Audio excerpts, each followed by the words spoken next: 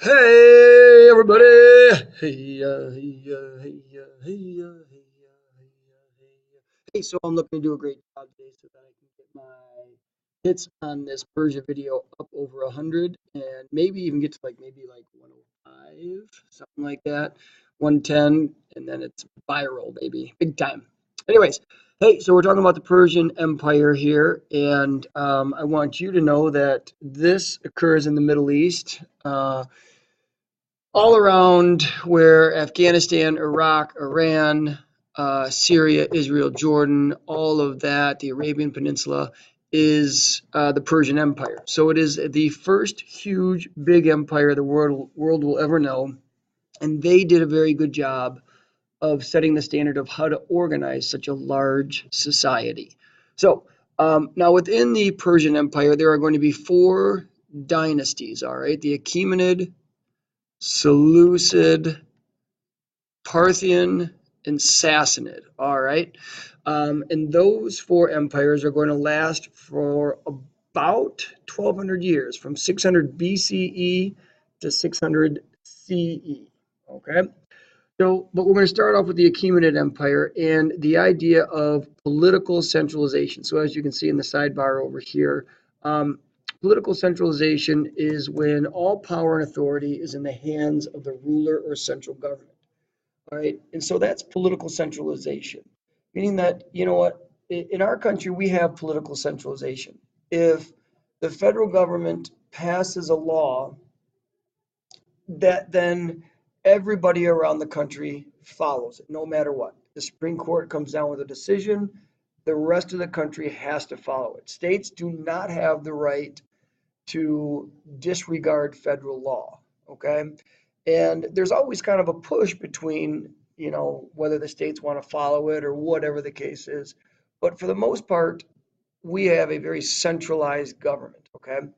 And so the problem was that when you had these bigger empires and they started to spread out, since you didn't have a whole lot of communication like we have today in that, how do you keep the governor who's in charge of a territory 400 miles away from you, which would be a 3, 4, 5 day trip to get out there on horseback?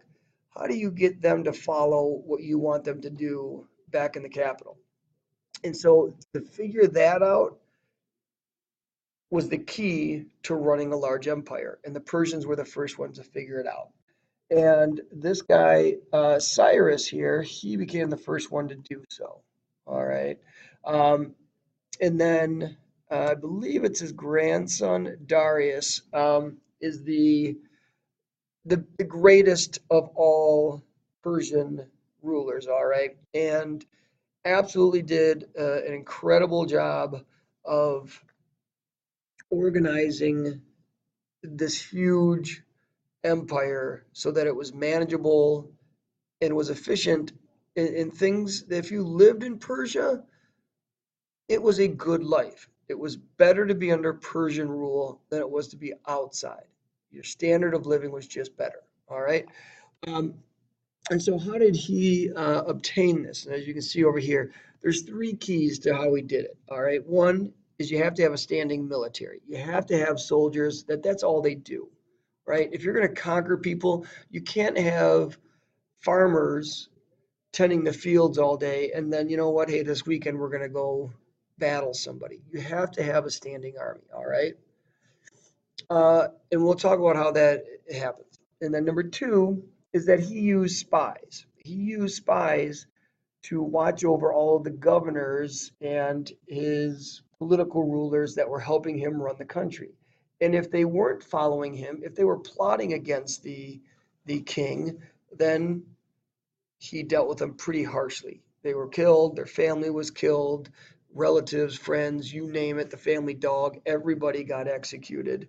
Um, so that other rulers, other governors who saw that would be like, well, I don't know how he found out, but I'm definitely not going to mess with him. I'm not going to plot against him or anything else.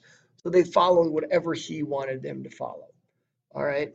Um, so as you can see, the population was 35 million at its largest. Is very diverse since they were conquering so many different people, 70 different ethnic groups, languages being spoke. And by doing that, they were able to um, kind of unite everybody together under one empire. All right. So um, now the last part is, and this is the key to any central government, is you have to collect taxes. Our federal government collects taxes, and because of that money that it brings in, it can have a standing army for protection. It can provide services for people, like roads, highways, airports, sewer systems, um, flood control, all types of things that private people don't build or purchase. Our federal government does. The infrastructure for all types of stuff uh, is important um, for a federal or centralized government to maintain. And the only way they can do it is if you bring in taxes. So an economy is super important, and Persia became the center of the world's economy. And the Silk Roads, which we're going to learn about, are going to pass through them, and all of the goods that come through them uh, are going to be taxed. All right. So the Achaemenid administration. So how they set up the empire, there were 23 provinces, and they each had a governor. And the satraps, who were these people running them, were checked by the spies, making sure that they weren't doing anything wrong. Then you have what's called a standardization of coins. You made one type of currency that everybody used. Because if you conquer 70 different types of people, they all have 70 different types of money, and they all have different values. So you have to then find a standard currency and think about it. You got to print, and that's like you're minting dimes and metal pieces of silver and all that, which is a big thing back then. All right, so to do that was a very big thing. Standardized laws, meaning that all the laws applied to everybody equally, which is a good thing. The building projects, like we talked about, the Persian Royal Road, they had postal stations. The roads were safe. They had police. The military guarded them so that people could trade goods safely. Um, so it was a good place. All right, until Xerxes, what I like to call the Jerxes, takes over. All right. And I think that's Darius's son or grandson. And the problem with Xerxes is um, he's just full of himself. He's an absolute, just like, he makes Justin Bieber seem humble, right? Um, you ever watch the movie 300? He's the king with all the crap in his face and the piercings and the jewelries and all of this. Like, he thinks he's almost godlike. And there was a saying that the Persian kings were the king of all kings. But Darius was the greatest leader, and he was humble. He tolerated the people and protected the people that he conquered. He let them worship what they wanted to worship. To where Xerxes started a campaign of like intolerance and being mean to people and persecuting them for their beliefs and for their differences from him. And essentially, his poor leadership made a lot of enemies. And he's going to be in the Persian Wars that we'll talk about against Athens and Sparta. But for the most part, when we get to that, we'll talk about it. But just know that it was a bad decision on his part, and those decisions are then going to lead to making more enemies, which is going to be the one that brings down the Achaemenid Empire once and for all, and that's Alexander the Great. Alexander the Great was a Greek who, as he was growing up, his city-state Macedonia kept being conquered and rolled over by the Persians as they were going after Sparta and Athens. And so when he grew up with a hatred but respect for Persia, that when he started his conquering, he went towards Persia and he made sure that that was the first place that was going down. So um, That's the end of the Achaemenid Empire, and then you have the Seleucid Empire. And the Seleucid Empire is actually a result of Alexander the Great's empire. Alexander the Great, like I said, was a Greek. However, he died very early on after his um, conquest, and he gave the Persian Empire that he conquered to one of his generals, Seleucus, and therefore that's the start of the Seleucid Empire. It was technically a Greek running the Persian Empire, um, and as a result, they did all right, but after a while, um, they lost control, and the Parthians are the third Persian Empire. And it's kind of cool. They were able to have a military advantage because of their powerful cavalry, which is like soldiers on horseback. Um, and the reason why was that their horses were much stronger and bigger, and it's all because they changed up their diet and they fed them alfalfa. Crazy, but one of the strongest empires in the world at the time gained its power because they fed their horses alfalfa. No lie. I wouldn't lie to you about that.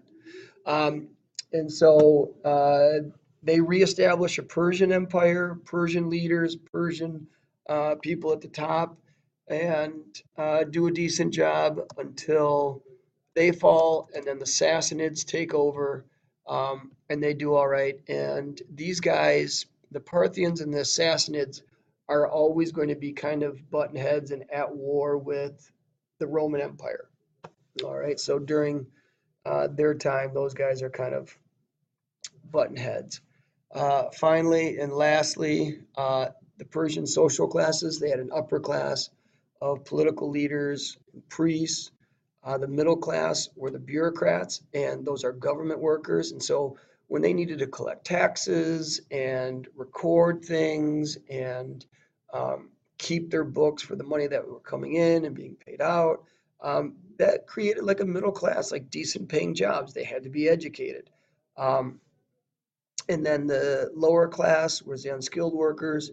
And then during the classical period, one of the things that we will constantly come back to in all of the societies pretty much is this idea of slavery. All right. And it's not the same type of slavery that you think of, like with American slavery and plantation slavery and that.